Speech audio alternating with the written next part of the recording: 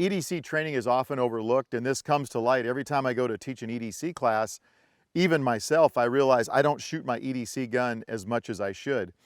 I just recently completed a class up at SIG Academy, and one of the things I noticed was I was having a little bit of an issue with the gun I carry every day just because some of the ammo wasn't running quite as clean as my carry ammo, but I want to practice and not have my gun malfunction. So one of the changes I made to this pistol during that class was I had to put a little bit stiffer extractor spring just so that dirtier ammunition would extract correctly. So don't be afraid to change something to make your gun run better, but also don't be afraid to shoot these guns that we carry for EDC. So I want to go through a few things that I carry, and that way you can understand a little bit better, and then after that we'll head to the range here and check it out. So the gun that I carry on a daily basis is the SIG P365-MACRO TACOPS. So the difference between the TACOPS, there may be some differences that I overlook, but it has a built-in magazine well that comes from the factory that way. It also has a little bit of an extended slide release or slide lock, whichever you want to call that. And it has a little bit different sights from the factory, but that doesn't really affect me because, as you can see, I've taken the sights off. So on the top of the gun, what I've done is I've sent this to Parker Mountain Machine. You can see their little logo right there. Parker Mountain Machine, if you're going to have something machined onto the top of your 365, I would highly recommend checking them out. So I had a Delta Point Pro installed on a P365X Macro, and it gives me a little bit bigger window. It's a very durable sight. Some people say that it's too big for a concealed carry gun, and I would argue that fact if you compare this size to others. It does have a bigger window, but it's not like a ginormous sight. It also has a built-in rear sight. On this one, I'm actually using the Parker Mountain Machine rear sight there. The guts of the gun are from M Carbo. The guy that runs M Carbo is an old SF guy, and I tested some of their parts. I really liked them, so now I've put more of their parts in even in my carry gun. This has an M Carbo trigger. It also has M Carbo guts for the slide, which means there's a titanium striker. The gun doesn't seem to have striker drag as bad, or actually if any, and then on the back it's got an aluminum plate versus the plastic plate. Does this make the gun more reliable? Probably not, but it does make the trigger feel a bit better. And then on the front of the gun, I have the SIG Foxtrot 2 Romeo. Yeah, Foxtrot 2 Romeo is a nomenclature of this sight. This light is a single cell, single CR123, or the provided rechargeable batteries. Now, I'm not a big fan of rechargeable batteries because I don't like to have to think to recharge them, but this light, it is worth recharging the batteries simply because the light is a lot brighter when you use the provided batteries. When you don't use those batteries, it's still very bright with the CR123. So that's what I like about it. This, to me, this is the best single cell flashlight out there for a pistol mount.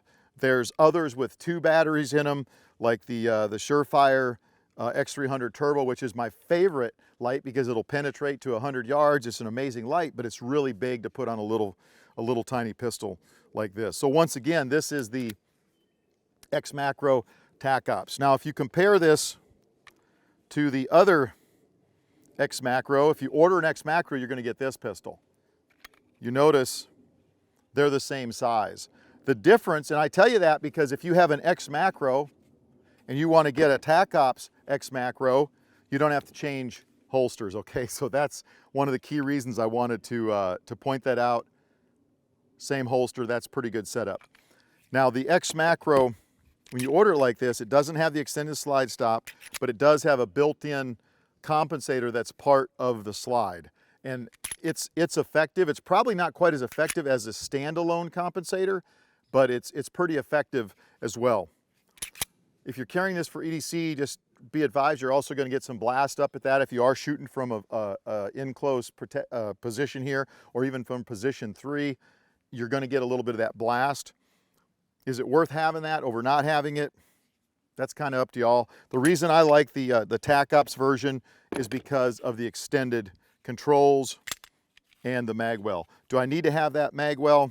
Probably not, but I like to have it there.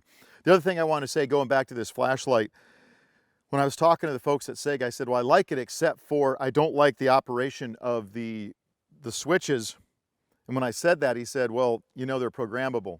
So if you get this light, you can easily program these switches to be exactly what you want, and that's what I've got now. So if I do a quick touch, the light stays on.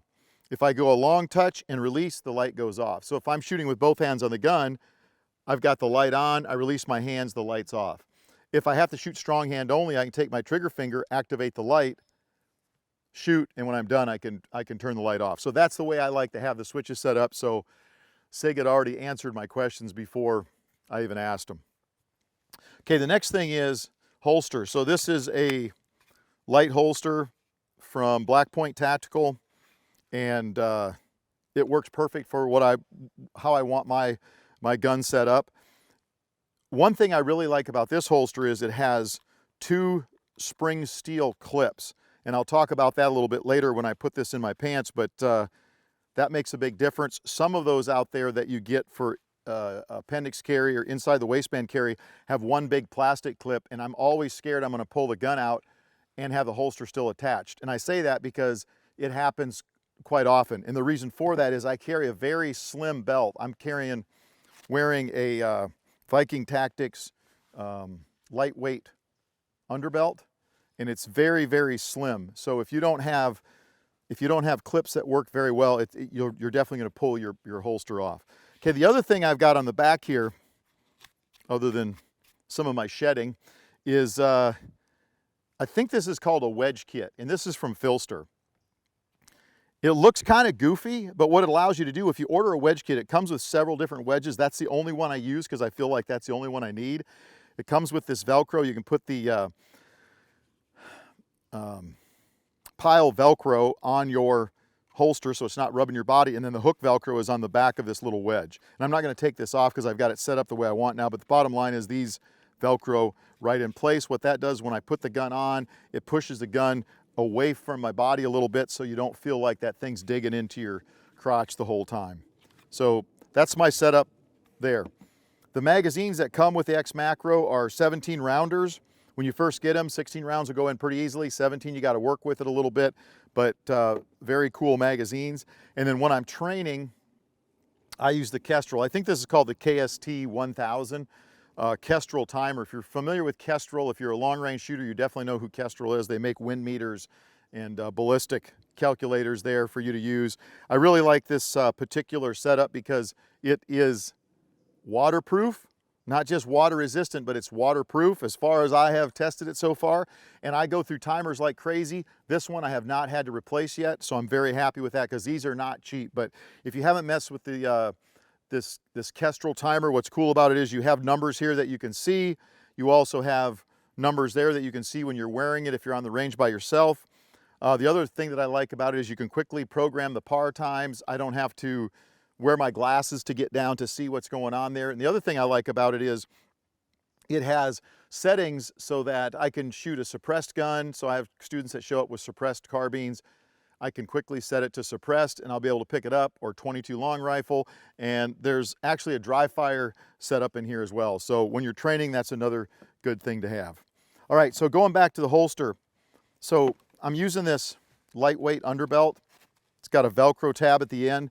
So when I place this on my belt, you notice those locks, the clips lock in very, very well. And then I just take the tab, pull it over, and now I'm completely confident that I'm going to stay right where I want to be. Now, why is this belt better than some other belts? Well, I like it because it's very low profile, lets a little bit of air through. If you're down here in Tennessee where we live, it gets a little warm. But mostly the reason I like it is because I can quickly adjust. If I get in a vehicle and I want to loosen it up a little bit, I can loosen it up. When I get ready to get out, all I have to do is cinch that back up.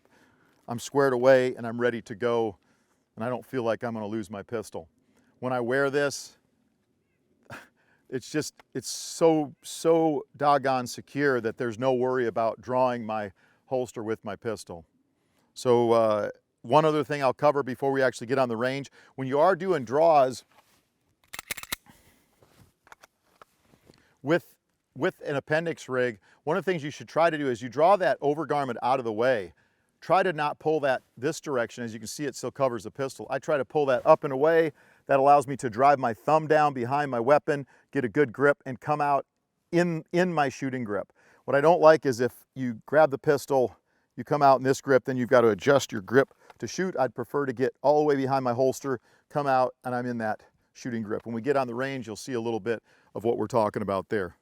All right, so basic range day. I also have one magazine on my side, and I'll just be honest with you, when I carry a concealed carry gun, I do not carry a mag on my side. Sometimes I do put that up in the front or in my pocket, but I generally do not carry a magazine on the side of my body.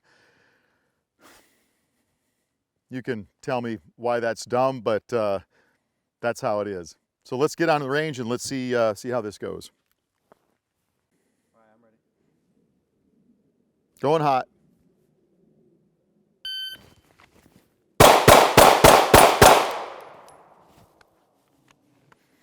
Okay, on that one right there, first shot was a 1.56, 2.97. Let's do another one of those.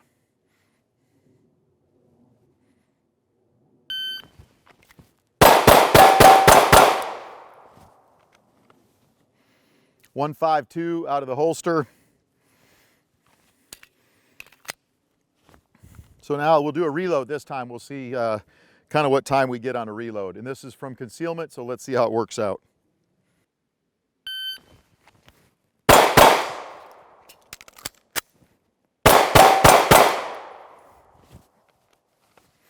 All right, so when we go back to that, we had a 163 first shot, so a little bit slow on that one. So on that one, I had a 163, I had a 288 reload. That's not a very spectacular reload. Actually, I'm not sure if that's the... Okay, first shot, 163. Yeah, 288 split. I was right. I just couldn't believe I was that slow. Let's do one more of those for a reload. So once again, using the timer, I shot a 288 reload, and that's a little disturbing. I was trying to figure out if I caught the time wrong or something, but it's perfectly what it's supposed to be, so I'm not happy with that. So that's once again why we use the timer. We can see every shot and know exactly what our splits are. So I'm reloaded up here to do another reload. Let's see if I can't beat a 288 reload.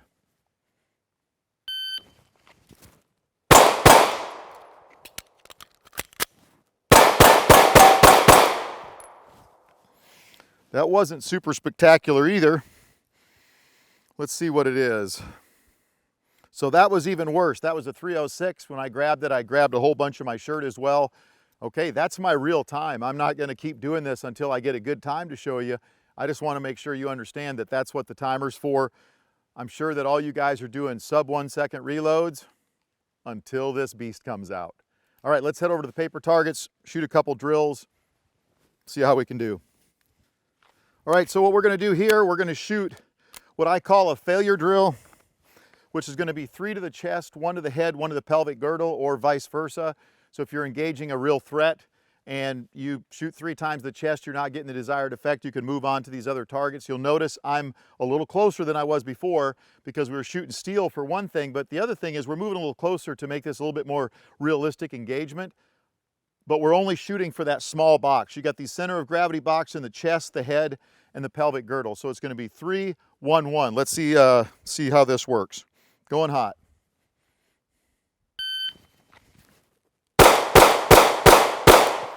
All right, pretty good. So from the holster, that's a total of 3.28. All right, we'll do a couple more just to see if we can improve that a little bit. You good? Yep. 3.28's the time to beat.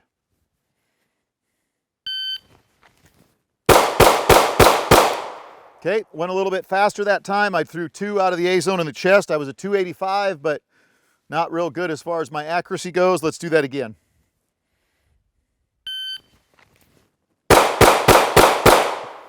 There we go. That was a little bit better. That was a pretty good run. 279 clean. I'm pretty happy with that.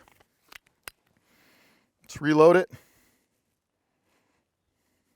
I'm going to change up the drill a little bit here. So what we're going to do now is we're going to shoot these targets back and forth.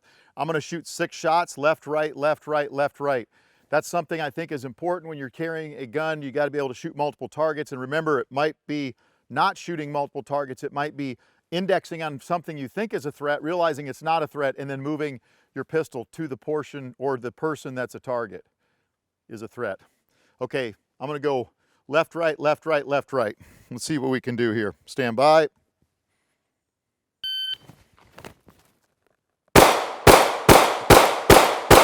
Okay, a little slow on purpose. My draw was not the greatest, so let's see if we can do a little bit better there. 447, first shot was a 232, so kind of a slow draw. Let's get another mag up in my pocket here just to make sure I'm good.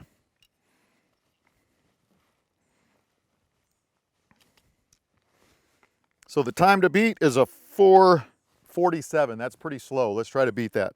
Stand by.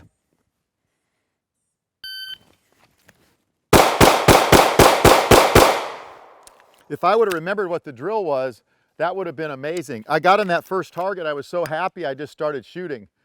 So this time I'll try not to be so happy. 6 shots, left, right, left, right, left, right. Stand by.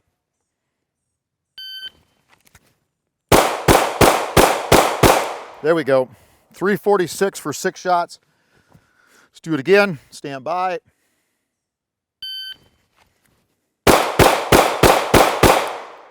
Okay, good. The time to beat was a 346. That was a 321. Not a bad run. Okay, so the moral of this whole story is get yourself a good concealed carry pistol. Mine is the P365-MACRO TACOPS with the Delta Point Pro. And then of course I've got the SIG Foxtrot 2 Romeo Light on the pistol. Using a Kestrel timer. Get out in the range, train a little bit, train with the gun that you actually carry on a daily basis. Carry it where you carry it. I had a question the other day, do you always carry a round in the chamber? The answer is yes, because if I have to draw that one-handed, I want to be able to instantly get to work. So I do have a round in the chamber. If you're not comfortable with appendix carry, then go to strong side carry, whatever you feel is safe. All right, we'll see you on the range.